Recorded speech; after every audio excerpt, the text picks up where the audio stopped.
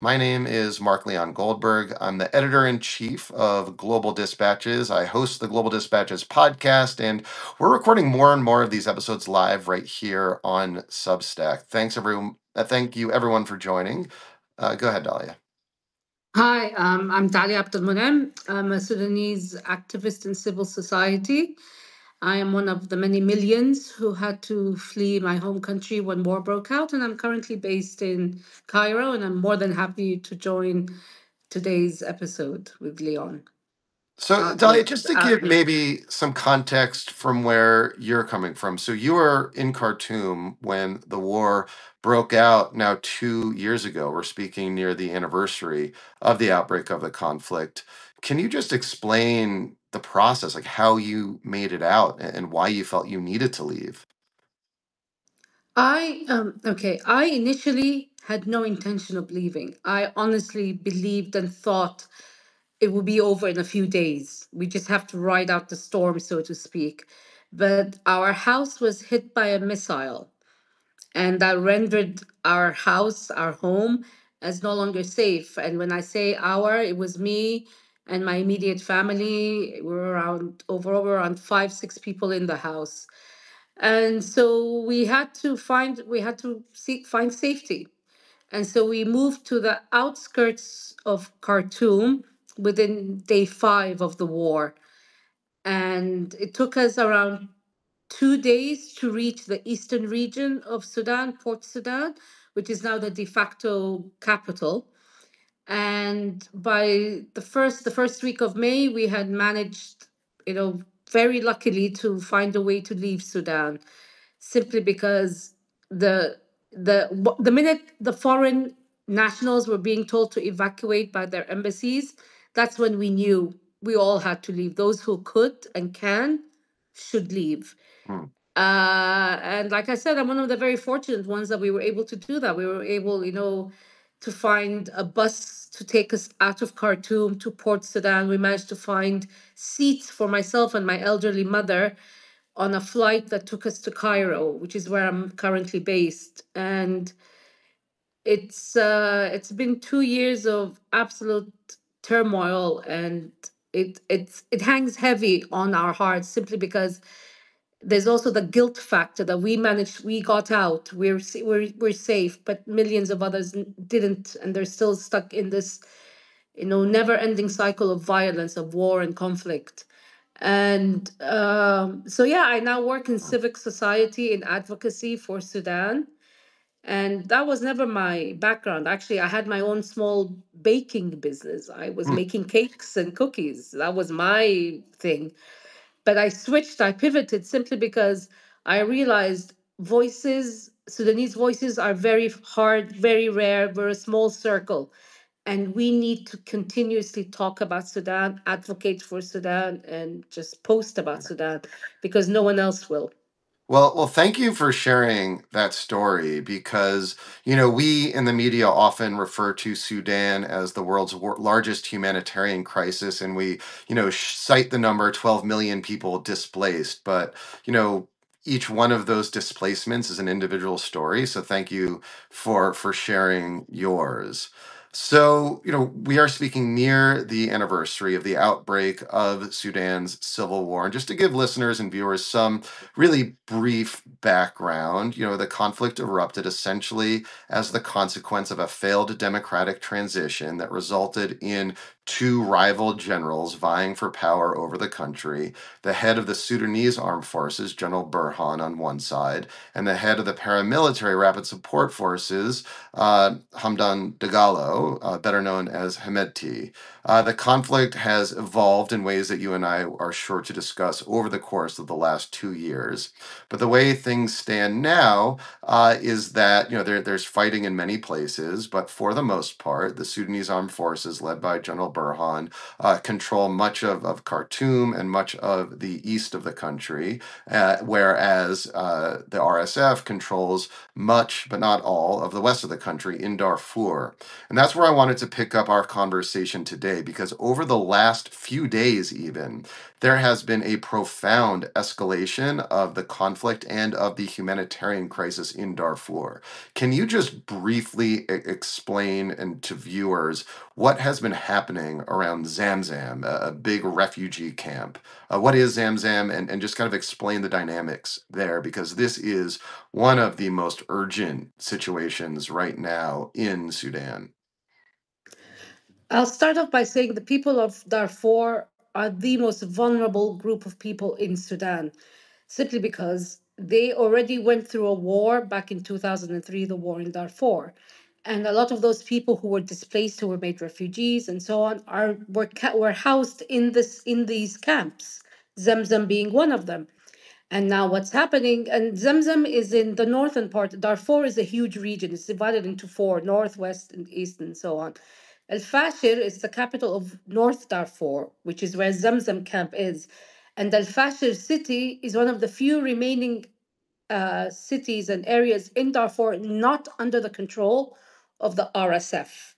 Now, the RSF have been renamed, but their origins are the Janjaweed, Mhm. the perpetrators of the genocide in Darfur back in 2003. And so they have a new name and they have a new look, and they're a militia. They're a militia for hire because they also fought for the UAE and Saudi in Yemen, and they also fought in Libya. So this is what the RSF is.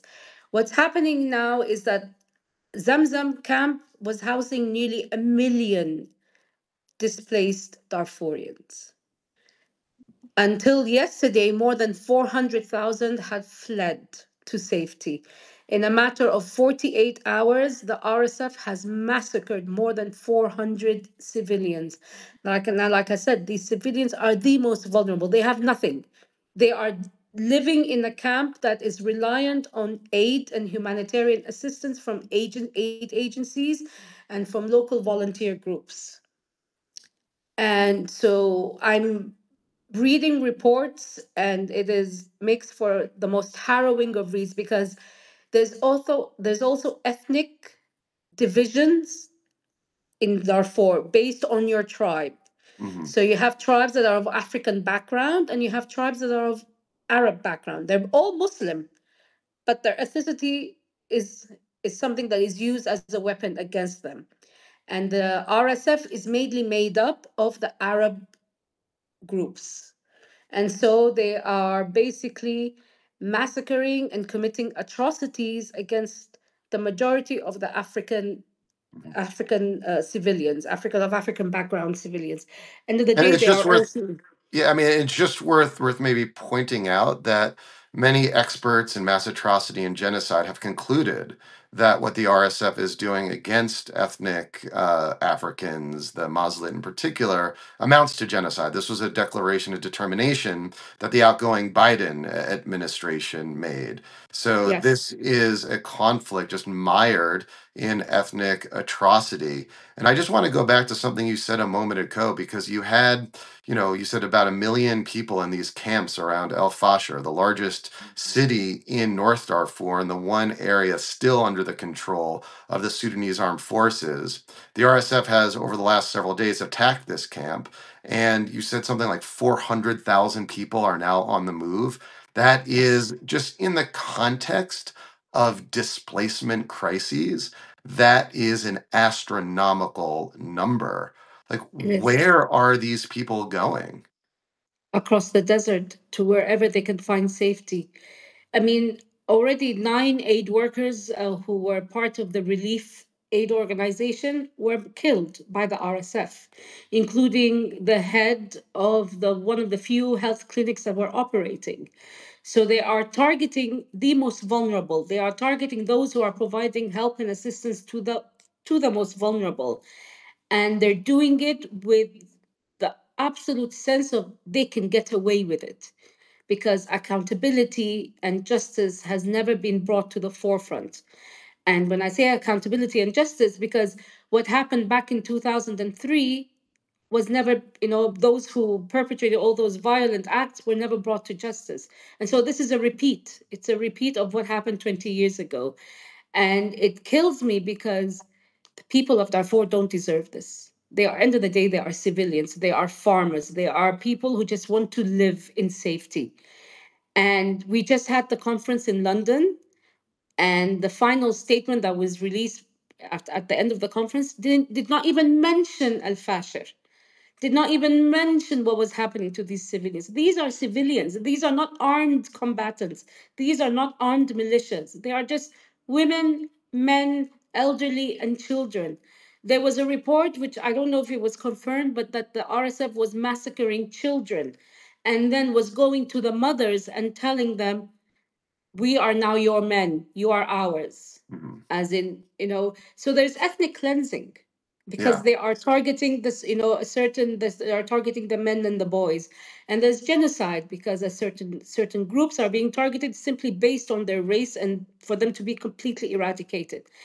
And there's no outcry. I mean, honestly, I'm sick and tired of reading all these statements by, we condemn what is happening. Your condemnation does nothing. Hmm. I can condemn till the moon turns blue, but what will my condemnation need? I need more action.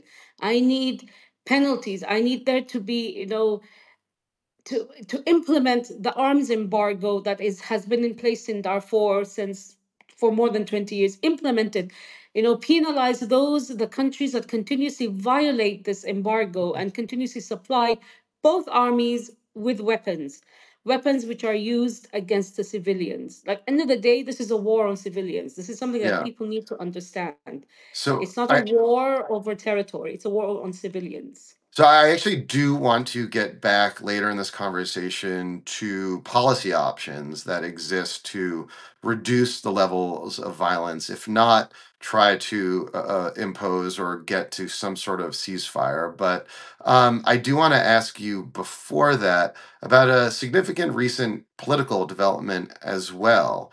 In tandem with the RSF's attacks on this massive refugee camp and its attempt to capture the last remaining city in North Darfur, not under its control, El Fasher. The RSF has, declared itself to be like some sort of government as well. Can you just like explain what happened there? Like what was that declaration, and what kind of broader diplomatic or international significance do you see it having? Well, what happened was that there was the civilian bloc made of political parties and armed groups and civic society groups that was under the banner, the umbrella of Taqaddum, which means forward. That group, that entity split into two. Those who decided to join the RSF's parallel government. Now, this government is supposedly they promise that they will deliver a civilian-led government to rule over the areas that they will be under control. While they've declared this government, the RSF forces are massacring civilians. So where is the protection of civilians that you've been promising for so long? And in regards to the international impact, I'm waiting to see if any country will recognize this parallel government. So far, if I'm not mistaken, several Arab countries, the United States, and several other Western nations have said that we will not recognize it. So how will they operate? Yeah. End of the day, the RSF is a very rich army military simply because of the business operations of the Dagalo family and the fact that they control some of the largest gold mines in Sudan. And the smuggling of gold has never stopped from day one since war broke out and even before then. And that is how they're financing this war, Mhm. by smuggling gold out of Sudan into countries such as the United Arab Emirates, which is also a supporter of the RSF. Mhm. And then you have SAF on the other side that is supported by the likes of Egypt and Saudi Arabia and Qatar. So it's a mix. And but even the United Arab Emirates has not said anything regarding this new parallel government, and Hmm. they cannot come out and say that we support them or recognize them, because that will not, Yeah. bode well for them. But I don't see. I think they it may give them some. The RSF is seeking legitimacy, and this government, maybe they believe they will get them that legitimacy, Hmm. but how? So unless they win this war outright, or unless by de facto the western region of Sudan is, partitioned, and then if they control, or if they gain control of Al Fashir, they will have control over the whole western region of Sudan. Yeah. Now that's the size of Spain. The whole Well, Darfur region is the size of Spain. So you talk about the size of a whole of a European country, and that is one scenario that we have to think about, that that's could actually possibly happen. Yeah, well, that's what I wanted to ask you. Over recent weeks and months, you have this ongoing battle in El Fasher. If El Fasher falls to the RSF, you will essentially have a geographic divide between territory controlled by the RSF and territory controlled by the Sudanese armed forces.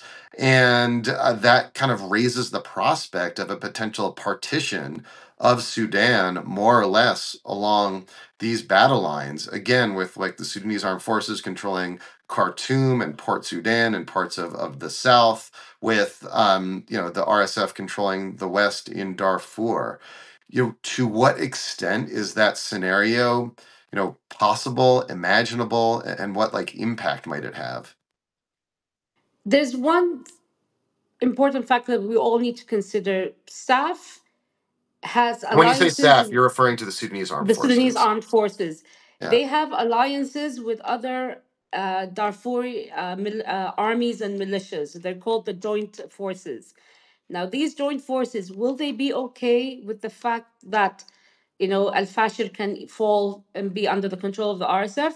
No, because this is their territory as well. So what's happening right now is there has been a call made for more fighters to join SAF and its joint forces to fight and save Al Fashir from the RSF. Now that will be the next battle. But if Al Fashir falls, then by de facto there will be a partitioning of the country. And it also goes back to, will SAF be willing to fight for Darfur? Or Hmm. will they be happy to have in their own control central, eastern, northern Sudan? Will they be happy with that? Or will they, have the momentum that they've gained over the past few months and push on and fight and try to defeat the RSF in the Western region? But that goes back to what SAF, if SAF plans to do that or not. Yeah. Well, can I ask you a question? As someone, and I'm presuming here that your top concern is the safety of Sudanese people from harm, the ability to get aid in, and the ability of like a restoration of some sort of reduction of violence. Is a potential partition scenario one which, potentially over the medium term might result in a reduction of violence and a relative increase of individual safety for Sudanese? You're shaking your head no.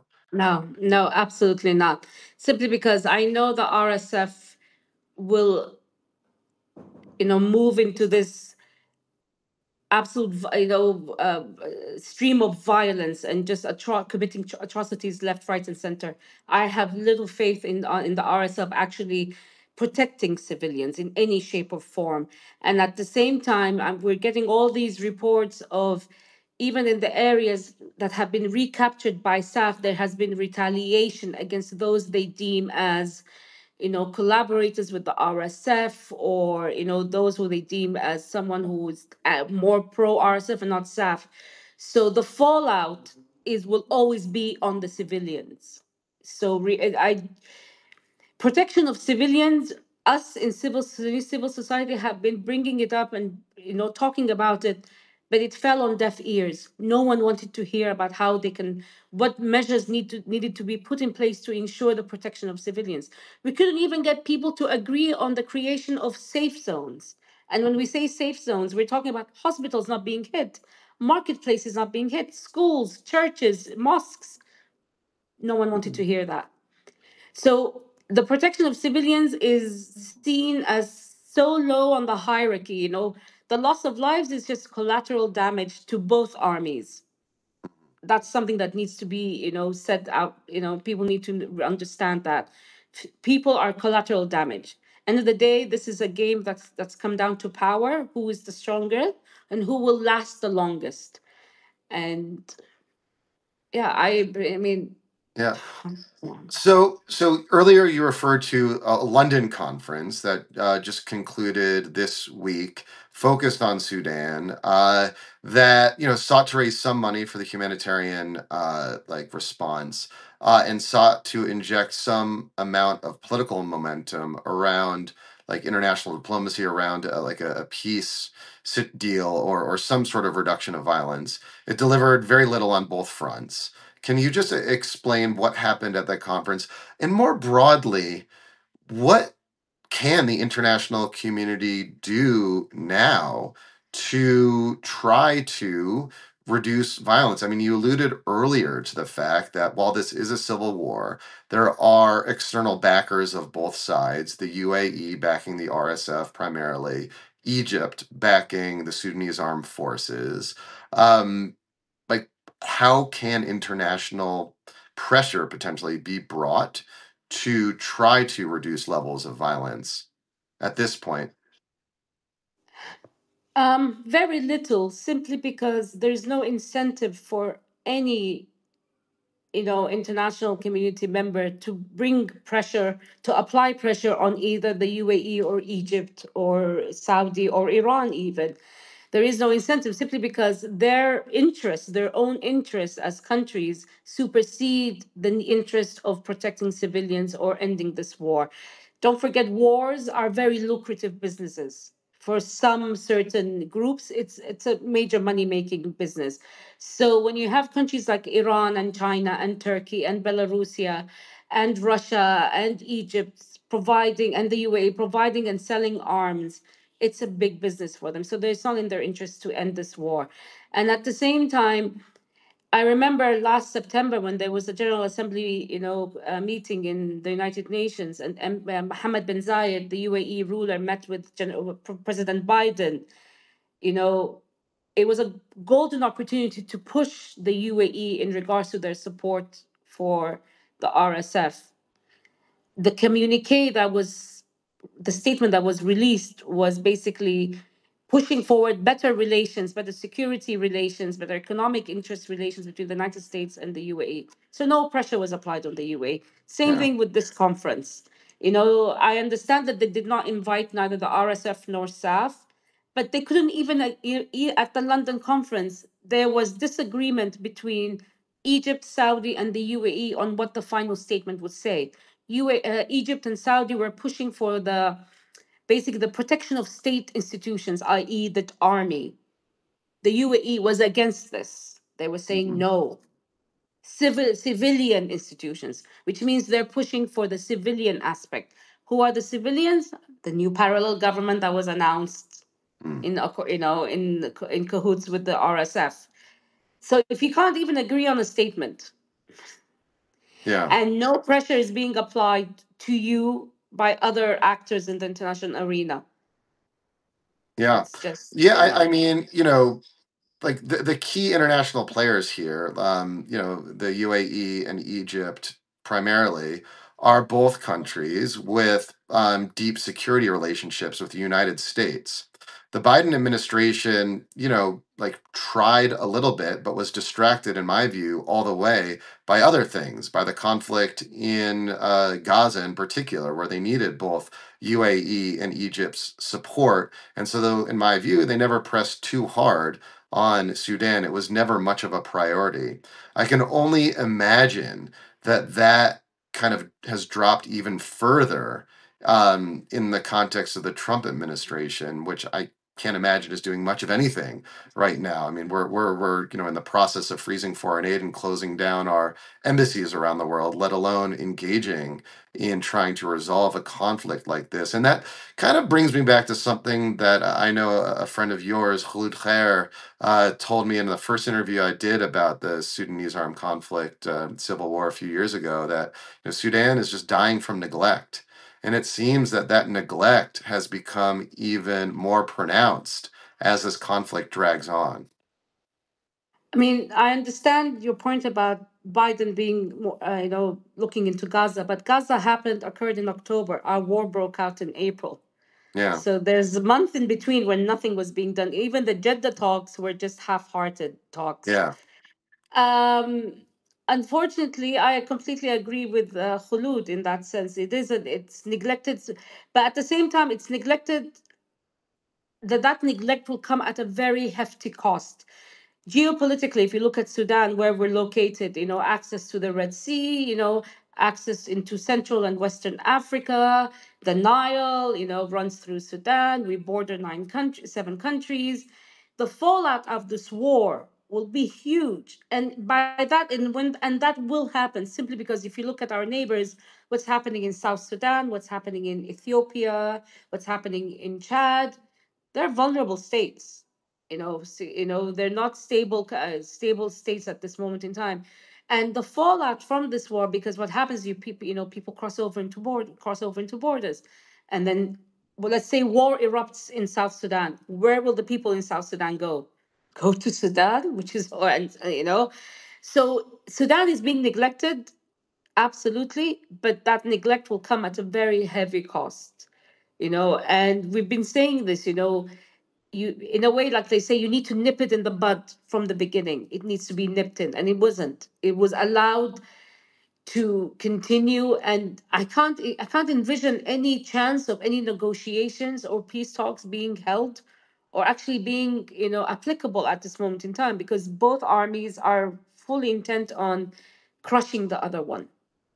And like I said, there's no outside actor really wants to step in and do something about it. Like I said, we get a lot of nice words, we get a lot of nice statements, but no action. Word talk is cheap. I can say a lot of things, but what are you doing about it? How are you making sure mhm, that the UAE does not supply arms to the RSF? How are you ensuring that the Sudanese army does not, continue with its bombings of civilian areas, and killing hundreds of people? How can you guarantee that civilians are protected by both sides? How can, if the army itself is holding up aid deliveries, through bureaucratic and, technical obstacles, no one is applying pressure yeah. to either side, and they're getting away with it. End of the day, this is what's happening. Well, Dahlia, thank you so much for your time. I sincerely hope that someday soon you'll be able to go back to Khartoum and reopen your bakery. But thank you. Absolutely. Thank you Thank you so so much. much. I appreciate it. And thank you Thank you. everyone for joining this live stream. I'll end it now. Okay.